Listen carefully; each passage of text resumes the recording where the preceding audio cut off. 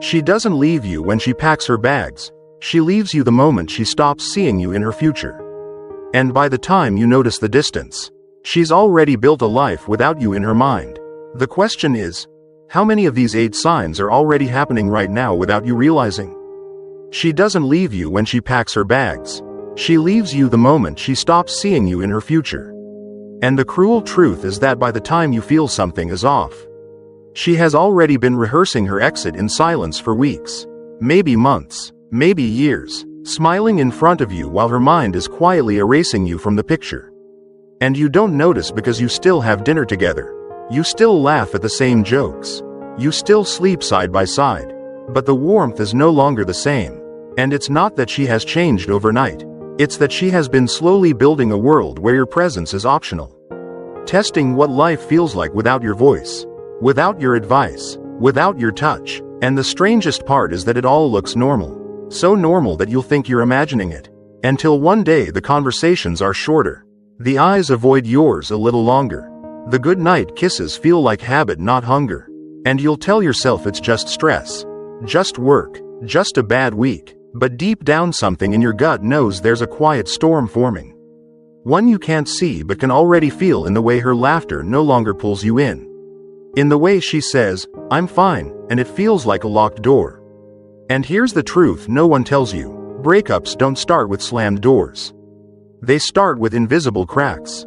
And if you're not looking closely, you'll miss the 8 quiet signs that she's already planning to leave you. And here's the paradox most men refuse to accept. It's not the big fights that kill a relationship. It's the days when nothing seems wrong but everything feels off. It's the moments she doesn't complain because she's already stopped expecting anything from you. And the first hidden sign, the one that almost no man takes seriously until it's too late, is what I call the disappearing acts. Not the dramatic kind where she vanishes for days, but the slow withdrawal where she's still around physically yet her energy is somewhere else entirely. She's on the couch next to you but scrolling through a world you're not invited to. She's at the dinner table but her eyes are on her phone. She replies to your messages but only with the bare minimum. And you tell yourself she's just tired or distracted. But here's the brutal twist. She's not pulling away because she's bored. She's pulling away to test how life feels when you're not part of her inner circle anymore. And that test is dangerous because the longer she runs it without you noticing, the more normal it becomes for her to live without you. And here's where most men fail the self-mastery test. They react with neediness, chasing harder, texting more, demanding explanations, not realizing that in her mind this only proves she was right to create distance. Because no man who is truly grounded ever needs to convince someone to stay. He simply observes the shift, stays composed, and decides if he still wants to be in a place where his presence is being phased out like background noise. The second sign is even more dangerous because it hides in plain sight. It's when she starts subtly rewriting the past, not erasing entire chapters but changing the tone of the memories you thought were unshakable. You tell a story about your first trip together and she laughs. But instead of the warmth you remember, there's a hint of irony. A small jab about how you got lost or how the hotel was awful. And it seems harmless, even playful. But here's the paradox. This is not just teasing. This is emotional reframing. She's slowly shifting the meaning of your shared history from a love story into a cautionary tale. And when the mind rewrites the past, the heart no longer feels the same pull toward the present. You might think, she's just in a bad mood, but this is mental preparation for detachment. Because to truly leave someone you once loved, you first have to convince yourself that it wasn't that great to begin with. And this is where most men stumble into a trap. They start defending the past, arguing over the details, trying to force her to admit those moments were beautiful. But in doing so they miss the lesson. A man with self-mastery doesn't fight over what someone else chooses to remember. He knows the truth doesn't need defending. He watches the shift in narrative and asks himself a sharper question. If she needs to make the past uglier to justify leaving, is that the kind of energy you still want in your present? The third sign is what I call the parallel life test. And it's not about her suddenly hiding things from you. It's about her building a life that runs alongside yours but doesn't intersect with it. She starts joining activities, meeting people, developing routines that don't involve you at all. And at first it looks healthy. even attractive, because who doesn't want a partner with her own passions? But here's the paradox. There's a difference between independence that enriches the relationship and independence that replaces it. When she comes home from these new worlds and shares nothing. When the laughter she has with new friends never spills over into your conversations. When her calendar is full but somehow you're not penciled in. That's not growth together. That's rehearsing separation. And most men make one of two mistakes here. Either they get jealous and controlling, which only validates her choice to keep you out, or they pretend not to notice and quietly hope she'll get bored. But a man who understands self-mastery does neither. He doesn't try to chain her to his world, nor does he passively watch himself become irrelevant. He observes the momentum and asks the hard question. If she's already living a version of life where your presence is optional, what exactly are you still holding on to? The relationship you have, or the memory of the one you used to? The fourth sign is the delayed responses. The instant replies. And this one stings because it's almost invisible until you finally connect the dots. It starts with little things. You send her a message during the day and it takes hours for her to respond. You tell yourself she's busy, she's in meetings, she's tired, and maybe she is, but then you notice something else. When certain names pop up on her screen, she replies in seconds. Suddenly her fingers move like lightning. Her tone changes. The conversation flows. And here's where the paradox kicks in. She's not bad at texting. She's selective with her energy. And somehow you're no longer on the priority list. And before you let your ego turn this into a soap opera in your head, understand this. It's not always about another man. Sometimes it's about the feeling that responding to you is a chore while responding to others feels like freedom. That's when you realize the issue isn't just about messages. It's about emotional availability. The channel between you two is clogged. And most men in this moment either blow up with accusations or shrink into silence hoping she notices. Both are losing plays. Because a man who masters himself doesn't chase faster replies. He measures the temperature of the connection. He asks himself why he's tolerating being on standby in someone's life. And here's the brutal twist. If she can give her presence instantly to others but delays it for you, she's showing you exactly where you stand without saying a word. And if you need words to confirm it, you've already lost the advantage. Because presence is never about the minutes on the clock. It's about the urgency in the heart. And once that urgency is gone, the countdown has already begun. The fifth sign is the disappearing curiosity. And it doesn't come with fireworks or obvious drama. It slips in quietly, like a light bulb slowly dimming until one day you realize you're sitting in the dark. She used to ask about your day, not just as a formality but with genuine interest. She'd listen to the stupid little details. The annoying coworker, the coffee spill on your shirt, the idea you had in the shower. And she'd respond with warmth, teasing, follow-up questions. But now her questions are generic. Her eyes glaze over halfway through your answer. Sometimes she doesn't even ask at all.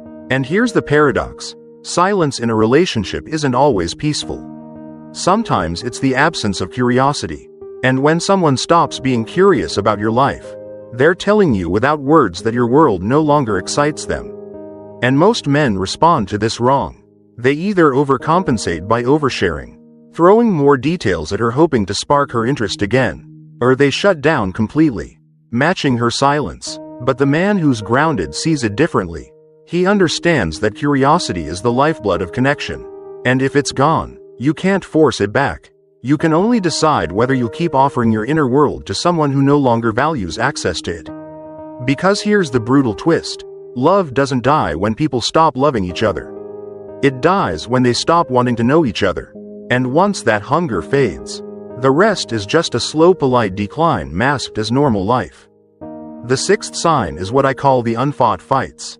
And on the surface it sounds like a blessing. No arguments, no raised voices, no cold wars, just smooth waters. But here's the uncomfortable paradox. Sometimes calm is not peace. It's surrender. And when someone stops challenging you, stops calling you out, stops pushing back, it's not always because they've grown more understanding. It can be because they've stopped caring enough to bother. Remember, arguments happen when two people still see each other as worth the effort, worth the discomfort of conflict. But when she starts letting things slide that she would have fought you on before, When you expect her to be upset and instead she just nods and says, "It's fine." That's not resolution. That's disengagement. It's the emotional equivalent of a referee walking off the field before the game is over. And most men misread this. They think, finally, no drama, and mistake indifference for maturity. But a man who truly sees knows the danger. It means she's withdrawing her investment. Because the opposite of love isn't hate. It's apathy. And once apathy sets in, there's no friction to spark anything, good or bad, just a slow fade into emotional flatline. And here's the brutal twist. If she no longer thinks it's worth disagreeing with you, it's not because you've become flawless. It's because in her mind you've become irrelevant to her inner world. And when that happens, you're not in a relationship anymore. You're just sharing a space with someone who's already halfway out the door. The seventh sign is the sudden self-upgrade. And at first it looks like a good thing. In fact, you might even feel proud. She's hitting the gym more often, changing her wardrobe, trying new hairstyles, eating cleaner, picking up new skills, maybe even wearing perfume on random weekdays. And you tell yourself, she's just focusing on herself. But here's the paradox. People rarely reinvent themselves without a reason. Sometimes it's for health, sometimes for confidence, but other times it's because they're preparing for a life transition. And if she's making all these changes while her connection with you is quietly shrinking, you have to wonder who she's upgrading for. The danger is not the upgrade itself. It's the secrecy and the emotional distance that comes with it. Because when someone is planning a new chapter without you, they start aligning their appearance and habits with the image of the person they want to be in that new life, not the life they currently share with you. And here's the trap most men fall into. They either overpraise and cling to the changes, hoping the new energy will bring her closer, or they criticize and mock it out of insecurity, which only pushes her further away. But the man who understands self-mastery takes a different approach. He doesn't resist her growth, but he observes whether that growth still includes space for him.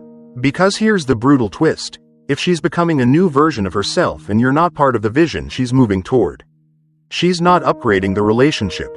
She's upgrading away from it. And by the time you realize the direction of that upgrade, the door she's been building in her mind is already wide open. The eighth sign is what I call the dry goodbye in advance. And it's the one that feels the smallest but cuts the deepest.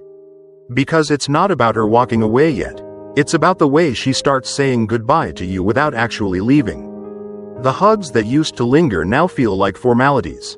The kisses that once had fire now land like a stamp on an envelope. Quick, efficient, emotionless. The way she waves when you leave for work feels more like she's checking off a box than sending you off with love. And here's the paradox. This isn't sudden coldness.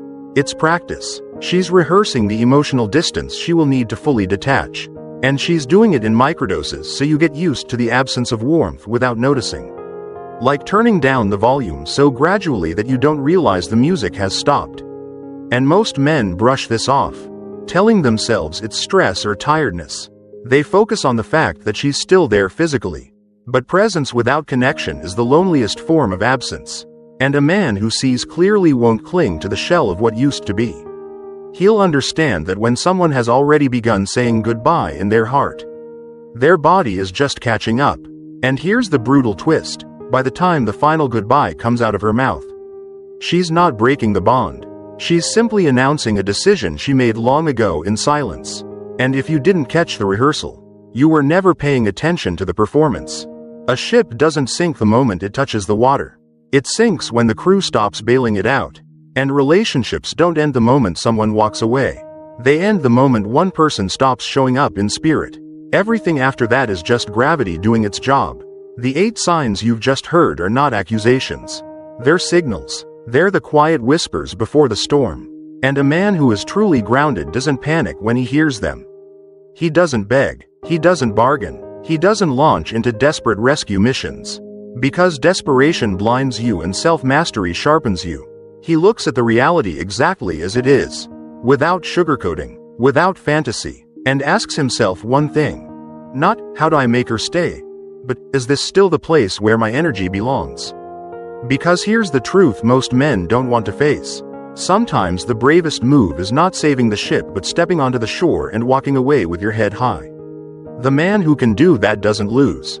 he transforms. And if even one of these signs feels uncomfortably familiar right now, don't scroll away. Sit with it, write it down, and decide what kind of man you're going to be when faced with quiet departure.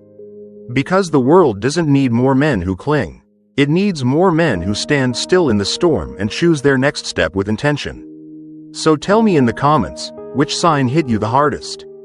And are you seeing it in your life right now?